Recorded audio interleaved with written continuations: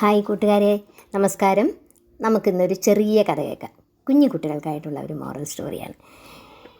ഒരു ഗ്രാമത്തിലെ കുറ്റിക്കാട്ടിലെ മനോഹരമായ ഒരു റോസാച്ചെടി നിറയെ മഞ്ഞ നിറമുള്ള റോസാപ്പൂക്കളുമായി നിൽക്കുന്നുണ്ടായിരുന്നു.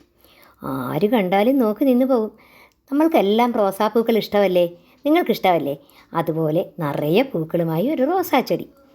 എന്നാൽ ആ കുറ്റിക്കാട്ടിൽ കൂടി പട്ടണത്തിലേക്ക് എത്താനായി ഒരു നടപ്പാത ഉണ്ടായിരുന്നു. പലരും എളുപ്പ വഴിക്ക് വേണ്ടി ആ നടപ്പാതയിലൂടെയാണ്, ആ കുറ്റിക്കാട്ടിൽ കൂടിയാണ് പട്ടണത്തിലേക്ക് എത്തുക. എന്നാൽ അതുവഴി പോകുന്ന ആരും ഈ റോസാപ്പൂക്കൾ പറിച്ചെടുക്കാൻ മുതിരുന്നില്ല. അവരെയൊക്കെ അത് വളരെ അത്ഭുതത്തോടെ വളരെ സന്തോഷത്തോടെ അത് നോക്കി നിൽക്കും. അതിൽ ധാരാളം പൂക്കൾ എന്നും ഉണ്ടാകുകയും ചെയ്യും.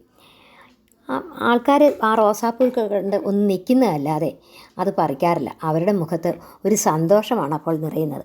ആ പൂക്കളെ നോക്കി ചിലർ പറയും, നല്ല സുന്ദരി പൂക്കൾ എന്ന് പറഞ്ഞ് മെല്ലെ ഒന്ന് തലോടും. ഇങ്ങനെയൊക്കെ ആയപ്പോൾ റോസാ ചെടിക്ക് ഭയങ്കര അഹങ്കാരമായി. അവൾ പറഞ്ഞു തുടങ്ങി, ഈ ആൾക്കാരെ കൊണ്ട് തോറ്റു. എല്ലാവരും എന്നെ ഇങ്ങനെ നോക്കുമ്പോൾ എനിക്ക് നാണം വരും. വേറെ ചെടികളുണ്ടല്ലോ, അവരെ ആരെയും ആർക്കും കാണണ്ടേ? ഞാൻ അത്രയ്ക്ക് സുന്ദരിയാണ്, അതുകൊണ്ടാണ് എല്ലാവരും എന്നെ നോക്കി നിൽക്കുന്നത്. ചിലതിനെ കണ്ടാലോ ഒരു ഭംഗിയുമില്ല. ചിലത് തടിച്ച് ഇങ്ങനെ നിൽക്കും, ഒന്നിനും കൊള്ളത്തില്ല. വേറെ ചിലർ അവരെ ആരും കാണുന്ന പോലുമില്ല. ചിലരെ ചവിട്ടി മെതിച്ച് ആ മനുഷ്യർ നടന്നു പോകുന്നത്. ഒരു ദാക്ഷിണ്യവുമില്ലാതെ കന്നുകാലികൾക്ക് തീറ്റയാക്കും ചില ചെടികളെ. എന്നിട്ട് കള്ളിമുൾച്ചെടിയെ നോക്കി പറഞ്ഞു, നിന്നെപ്പോലെ എൻ്റെ ശരീരത്തിൽ മുള്ളുകളുണ്ട്, പക്ഷേ നിന്നെയൊക്കെ ആർക്കും വേണ്ട. കുട്ടികൾ നിന്നെയും മറ്റു ചെടികളെയും വടി കൊണ്ട് അടിക്കുന്നത് കാണാം. അവളിങ്ങനെ തന്നെത്താനെ അവളെ പുകഴ്ത്തി ഇങ്ങനെ പറഞ്ഞുകൊണ്ടേയിരിക്കും. മറ്റു ചെടികൾക്കൊക്കെ അത് കേൾക്കുമ്പോൾ സങ്കടമാണെങ്കിലും അവരൊന്നും തിരിച്ചു പറയാറില്ല. ഒരു ദിവസം അവിടെ നിന്ന ആ കുറ്റിക്കാട്ടിലെ ഒരു മരമുത്തശ്ശി പറഞ്ഞു, കുഞ്ഞേ, നീ ഇങ്ങനെ മറ്റുള്ളവരെ പരിഹസിക്കുന്നത് അത്ര നല്ലതല്ല. നമ്മയൊക്കെ സൃഷ്ടിച്ചത് ദൈവമാണ്. ഓരോ സൃഷ്ടിയും വ്യത്യസ്തമായിരിക്കും. അതുകൊണ്ട് നീ മറ്റുള്ളവരെ പരിഹസിക്കുന്നത് നിർത്തണം. ബാഹ്യ സൗന്ദര്യമല്ല നമ്മുടെ മാനദണ്ഡം, മറിച്ച് നമ്മുടെ പെരുമാറ്റമാണ് നമ്മുടെ സൗന്ദര്യം. മരമുത്തശ്ശി പറഞ്ഞത് അവൾക്ക് ഒട്ടും ഇഷ്ടമായില്ല. എന്ന് പറഞ്ഞ് അവൾ മുഖം തിരിച്ചു. അങ്ങനെയിരിക്കെ വലിയ വരൾച്ച വന്നു. മഴ എന്നുമില്ല. തടാകത്തിലെയെല്ലാം വെള്ളം വറ്റി. ജനങ്ങളൊക്കെ കുടിക്കാൻ പോലും വെള്ളത്തിന് വിഷമിക്കുന്ന സമയമാണ്. പല ചെടികളും വാടിയും കരിഞ്ഞും തുടങ്ങി. അങ്ങനെ നമ്മുടെ റോസാ ചെടിയും പതുക്കെ കരിയാൻ തുടങ്ങി. ഇലകളെല്ലാം പൊഴിഞ്ഞുപോയി. അവൾ ഒരിറ്റു വെള്ളത്തിനായി നാലുപാടും നോക്കി. അവൾക്ക് സങ്കടമായി.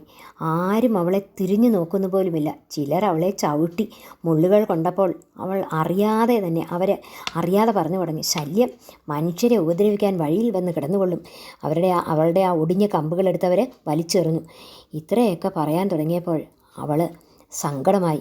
അവൾ പറഞ്ഞു, ഞാൻ പൂത്തുലഞ്ഞു നിന്നപ്പോൾ എല്ലാവർക്കും എന്നെ എന്ത് ഇഷ്ടമായിരുന്നു. ഇന്ന് ആർക്കും വേണ്ടാതായി. അവൾ മരമുത്തശ്ശിയോട് ചോദിച്ചു, മുത്തശ്ശി, ഇനി ഞാൻ എന്തു ചെയ്യും? ഞാൻ ആകെ തളർന്നു തുടങ്ങുന്നു. ഞാൻ ചെയ്ത തെറ്റിന് എനിക്ക് മാപ്പ് തരണം.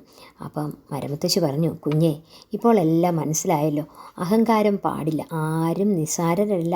എല്ലാവർക്കും ഓരോ പരിമിതി ദൈവം കൽപ്പിച്ചു നൽകിയിട്ടുണ്ട്. ഒന്നും നമ്മുടെ കഴിവുകളല്ല. തൊട്ടടുത്ത് നിന്നിരുന്ന കള്ളിമുൾച്ചെടി പറഞ്ഞു, നീ വിഷമിക്കേണ്ട. എൻ്റെ ഈ ചെടിയിൽ ധാരാളം വെള്ളമുണ്ട്. നീ എൻ്റെ ഈ വെള്ളം ശേഖരിച്ചു വെച്ചിരിക്കുന്ന വെള്ളം നീ ആവശ്യത്തിന് എടുത്തുകൊള്ളൂ. അതുകൊണ്ട് നിനക്ക് ദാഹം തീരും എന്ന് പറഞ്ഞ് ആ കള്ളിമുൾച്ചെടി തൻ്റെ ശരീരത്തിൽ സൂക്ഷിച്ചു വെച്ചിരുന്ന ആ വെള്ളം ആ റോസാച്ചെടിക്ക് ഷെയർ ചെയ്തു. അപ്പോൾ റോസാച്ചെടി പറഞ്ഞു, കള്ളിമുൾച്ചെടിയോട് പറഞ്ഞു, ക്ഷമിക്കണം, ഞാൻ നിന്നെ ഒരുപാട് പരിഹസിച്ചിട്ടുണ്ട്. ഇപ്പോഴെനിക്ക് മനസ്സിലായി, ബാഹ്യ സൗന്ദര്യമല്ല കാര്യം, നല്ല മനസ്സാണ് എന്ന് വേണ്ടത്. അങ്ങനെ അത് എനിക്ക് മനസ്സിലാക്കാൻ കഴിഞ്ഞു നിൻ്റെ ഈ പ്രവൃത്തിയിലൂടെ.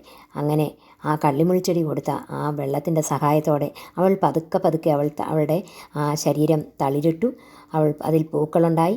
അവളുടെ അഹങ്കാരമെല്ലാം മാറി. അവൾ എല്ലാവരെയും സ്നേഹിച്ചു, പുഞ്ചിരിച്ചു.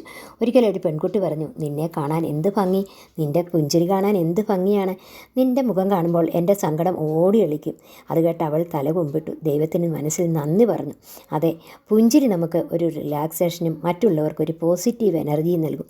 ഒരു പൈസയും മുടക്കാതെ മറ്റുള്ളവർക്ക് കൊടുക്കാൻ കഴിയുന്ന ഏറ്റവും വലിയ ഉപകാരം അതായിരിക്കട്ടെ നമ്മുടെ ജീവിതത്തിലെ ഏറ്റവും വലിയ ലക്ഷ്യം. റോസാ ചെടിയെക്കുറിച്ച് നിങ്ങൾക്ക് എന്ത് തോന്നുന്നു? നിങ്ങളുടെ അഭിനന്ദനങ്ങൾ കമൻ്റായി എഴുതാൻ മറക്കരുത്. ഇനിയും ഒരു കഥയുമായി വീണ്ടും വരാം. നിങ്ങളിത് ഇഷ്ടപ്പെട്ടാൽ ലൈക്ക് ചെയ്യാനും ഷെയർ ചെയ്യാനും മറക്കരുതേ. ഉമ്മ.